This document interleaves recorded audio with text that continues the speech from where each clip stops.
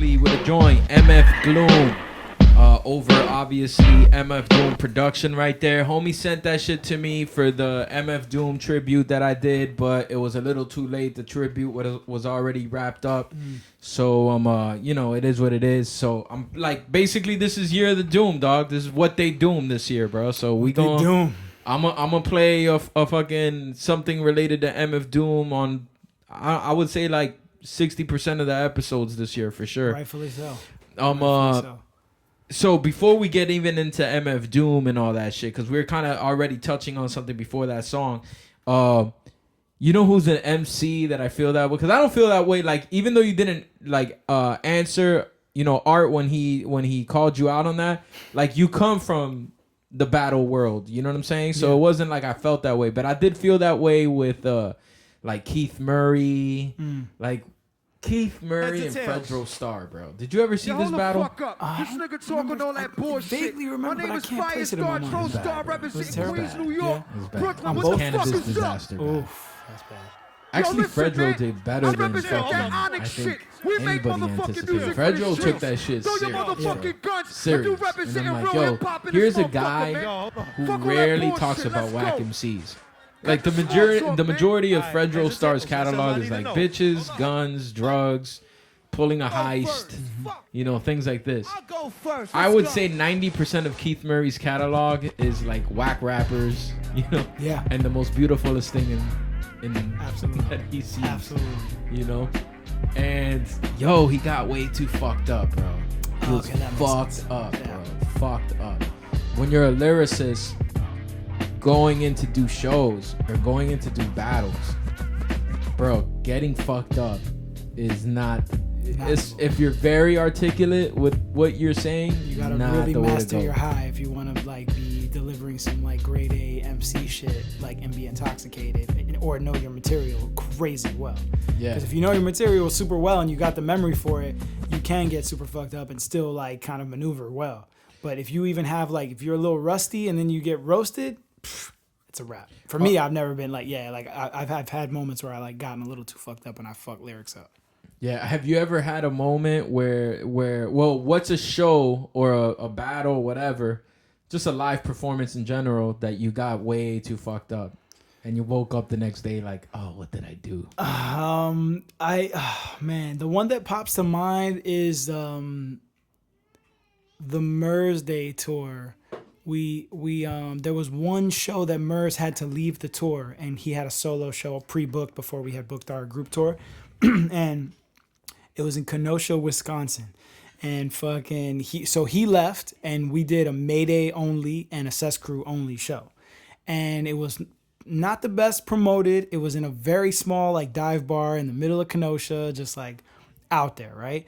And we had a altercation between like some tour mates, let's put it that way.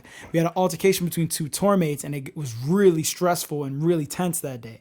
And I was frustrated because the show already looked like it was going to be janky as fuck. And then on top of that, we had this beef and this altercation that would cause all this like stress and tension throughout the day. So I was just like, well, I'm just going to get roasted. I'm just going to get fucking like now, because we had already settled the altercation between the members. We were like, okay, cool. Got everybody on the same page. You needed to blow off steam. I needed to like vent off steam. And I also like, if the show seems like it's going to be not great, most of the time alcohol is like the lubricant for that. Like I'm like, well, if I get drunk, I'm gonna have a good time, like, cause I don't give a fuck if it's 5 people, if the sound is shitty, if like whatever, if we're in a karaoke bar or whatever the fuck, like those random wild ass shows we've had, alcohol is the savior for those moments, So I'm like, all right, and then the thing is I went too far over the edge and I was a problem after. I was a hot mess. And then, it often ends up, normally when we would be on a tour bus and I got too sick, like on those nights, I would have the wherewithal. On my first tour, I didn't realize it. I went into the bathroom and threw up in the bathroom. And the driver, who was our first driver, he was cool as fuck. He came out and he was like, look, Reg, like, he was like, who was it? First of all, they got sick and I was like, oh, that was me. And he was like, yo, well, look, like when you're drunk and you're throwing up on a tour bus, it's moving. You think you're being good. Even if you think you're being clean about it, you're not. He's like, bro, like, check it out. Like, and he showed me and I was like, ooh, And then there were spots of like, fucking vomit in the fucking bathroom. And I was like, I was embarrassed as fuck. I felt terrible. So I was like, oh man, I got it. I cleaned it up. We were always good with our drivers and shit. And most of those occasions in my touring years, after that incident, I was like, all right, you know what? I'm gonna always make sure that if I get sick, I'll do it before the bus leaves, and I get off the bus and go into a fucking field or corner somewhere, and I'll go take care of business and come back. But that night in Kenosha, I got so messed up that even the bus wasn't even moving, and I got into my bunk and I couldn't make it out of my bunk, so I threw up in my bunk, and that was the most rugged experience ever. Burns is my guy because Burns took care of me that night. He got me to safety, made sure I was good and fixed me up or whatever. But I was like his child for real that night. But it was, that was my worst experience. Like, and then what's fucked up is that like he helped me. We had to change the bedding and all the shit for the bunk or whatever, and then changed it and still ended up throwing up again. Like, you know what I mean? Soiled through 2 sets of fucking bed sheets. Damn. That was definitely Kenosha. Shout out to Kenosha. Trophy to Burns right there. Yeah, we've looked out for each other a bunch over the years, but that falls into that category of like, that's my guy. Yo, for the listeners, Brews Beats and Eats. Go check it out with Old Head Ed. He had an episode with Wrekonize. You could get to know more of his poison when it comes to the alcohol and everything, and more details on that. Now, let me ask you this. MF Doom. Yeah. Where are you at in fandom with MF Doom and everything? MF Doom, he's like littered like low-key throughout my catalog. He's like, almost every one of my mixtapes has an MF Doom instrumental. I don't remember, I actually can't remember finding out about him. In my mind, like my memory, I just always, as long as I've been into like hip hop, which is not the case, I know it's not a fact, because I didn't know about him until way later. But I just can't even remember discovering him. I just remember like finding out about this dude who wore this mask. I didn't know shit about KMD. I didn't know none of his pre-history stuff. And I was just like, yo, this dude is dope, and he makes beats, and he's like an enigma, and he's just this character, and I got into him. And then when Mad Villain dropped, that was like, for me, that was like, that's great stuff. Yeah, a lot of people think that's his magnum opus. Yeah, to me, in his catalog, that one shines the most. I love that. I'm a big Mad Villain fan too, so that album to me was just like, still to this day, like I bump that album. I love it. Did you ever get to meet him, being how you've been a part of so many big festivals and shows and stuff? I did. One time. I met him in Miami. They did a show. When he passed, I dug up the flyer. I actually still have the flyer. They had a show at Mansion on South Beach. It was Mos Def, MF Doom, De La, and I got to open for it.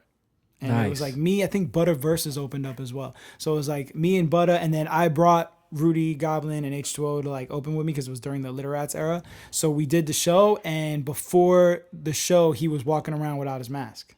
And I didn't realize it was him at first. Obviously, I didn't know what the fuck he looked like. But he came into a conversation where we were at, and I got to say what's up to him. And then it wasn't like oh shit, you're MF Doom. Like they were like, yo, this is, I don't even know if they introduced him or he just said what's up. And I was like, what's up, man? How you doing? Boom, boom.